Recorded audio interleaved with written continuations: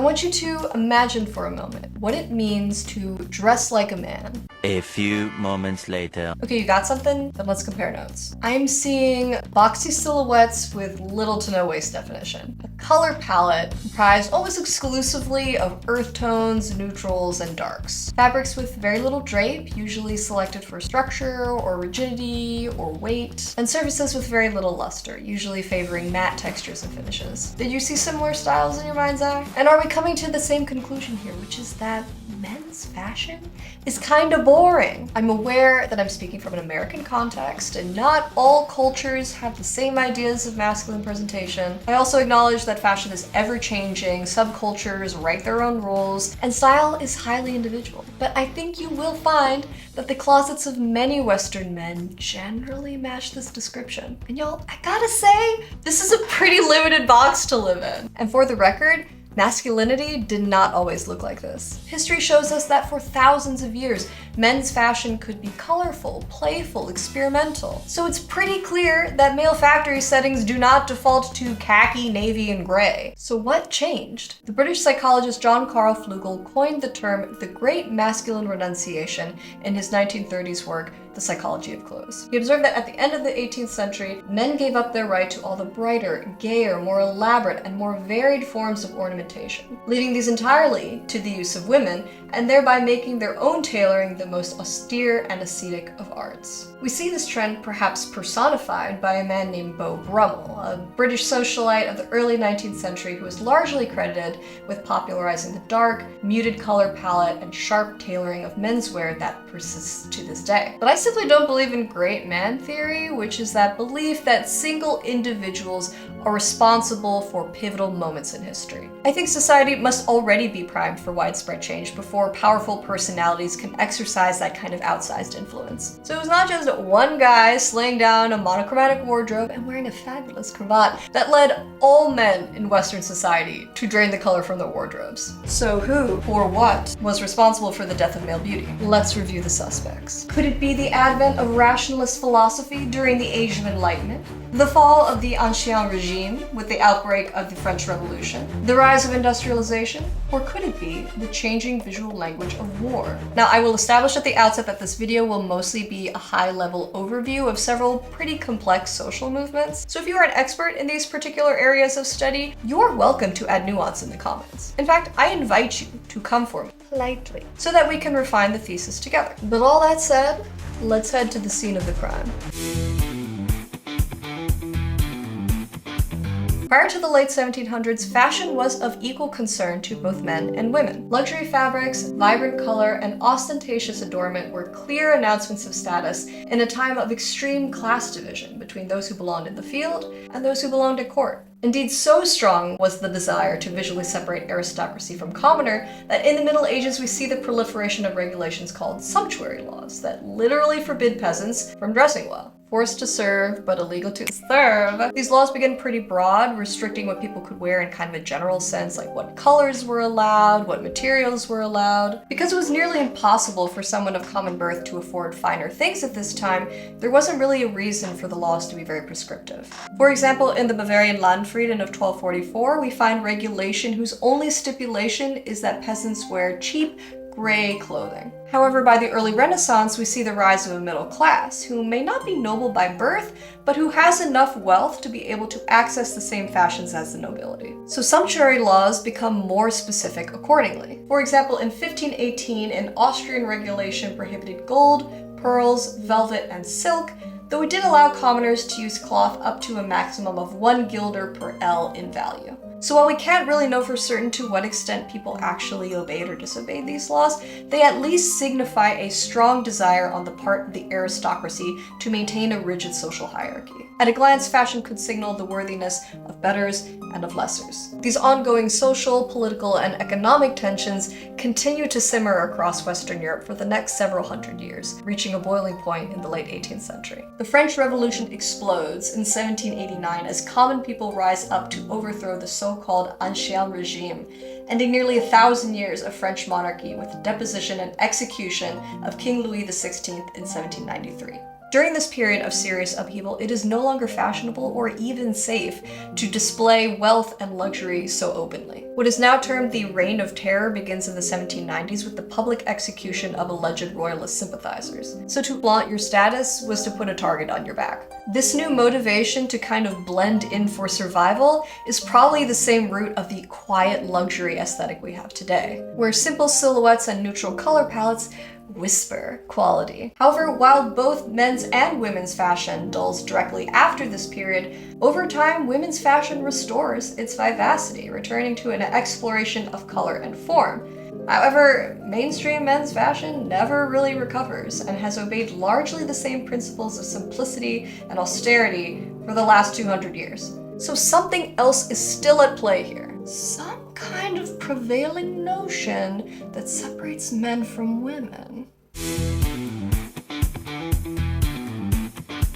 One of the most common defenses I see of the homogeneity of men's fashion is that it is practical. It just makes sense. Which implies, of course, that unlike men, women just don't make rational choices. I'm not going to spend too much time here debunking timeless sexism. I'll just leave these here. But I will trace some possible origins of this persistent social idea that men are logical and reasonable, while women are irrational and frivolous. Unfortunately, I think the bulk of Western philosophy has not only reflected this very familiar flavor of prejudice, but has served to entrench it even into the present. There are two problematic intertwined beliefs here that I think we have to interrogate both singly and in unison. The first is this notion that thought and reason are humanity's highest virtues, while emotion and sensory experience are ignoble and unsound. We see this idolatry of the mind as far back as the Gnostic traditions of the 1st century CE, which constructed a strong moral hierarchy between knowledge, divine and virtuous, and physical existence, base and flawed.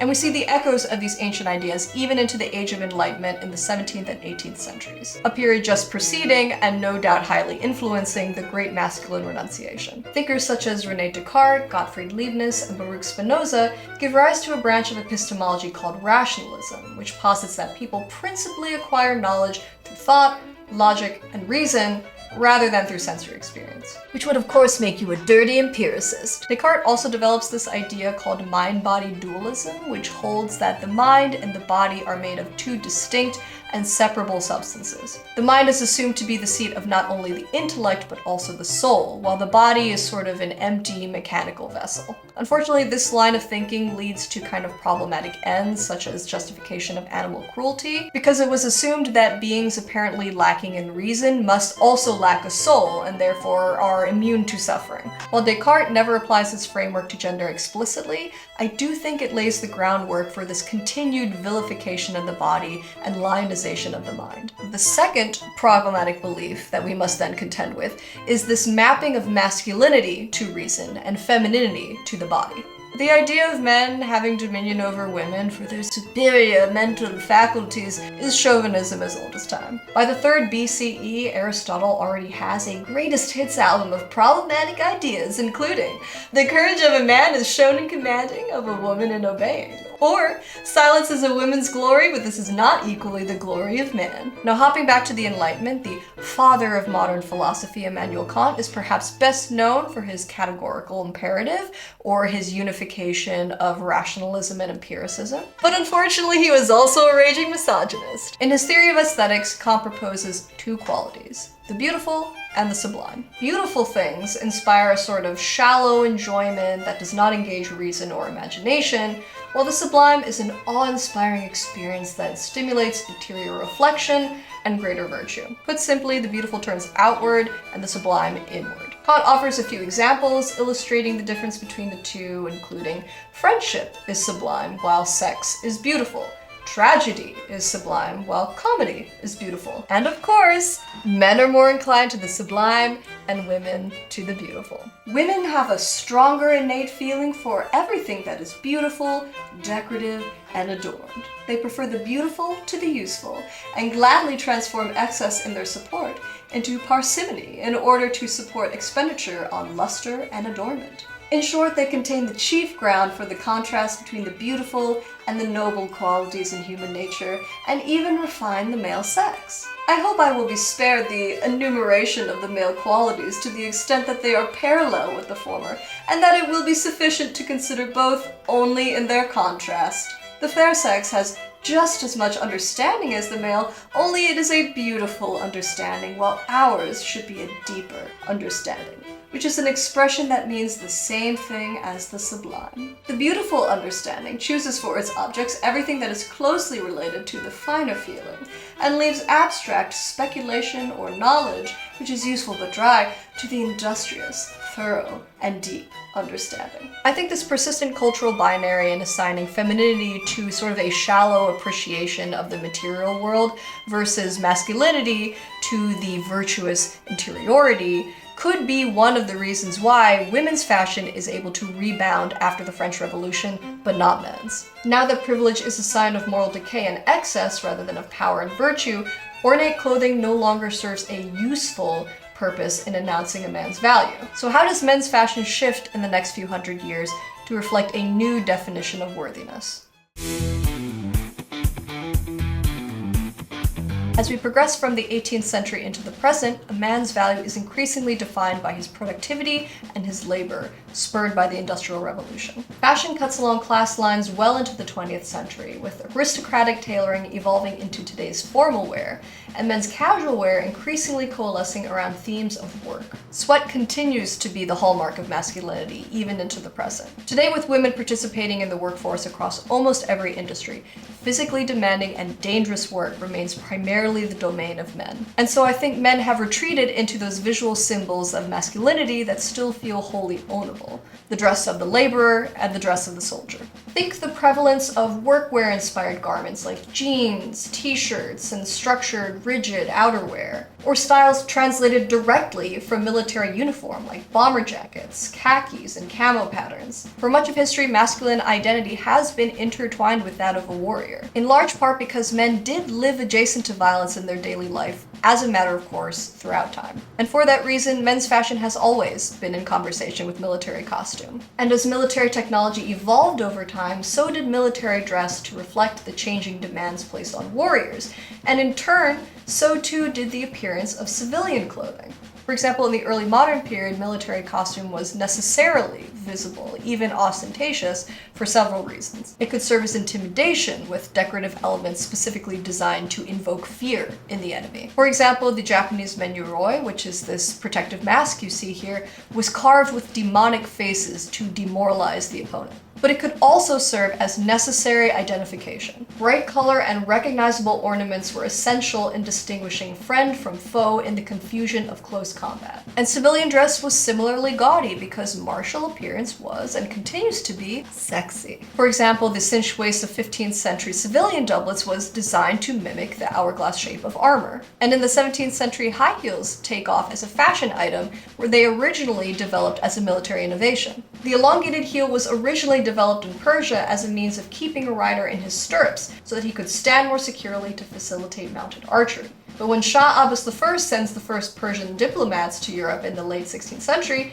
European aristocrats quickly adopt their high-heeled styles to emulate the virile energy of the renowned Persian cavalry. However, as military technology develops to deal death at scale from a distance, with such innovations as the machine gun or asymmetrical and mechanized warfare, it becomes more and more important to escape detection rather than gain notice. And so by the 20th century, infantry uniforms are designed explicitly not to be seen, which might explain why drab has remained so popular in the last 100 years, and why the cultural stereotype of men being wholly uninterested in their appearance is so hard to shake.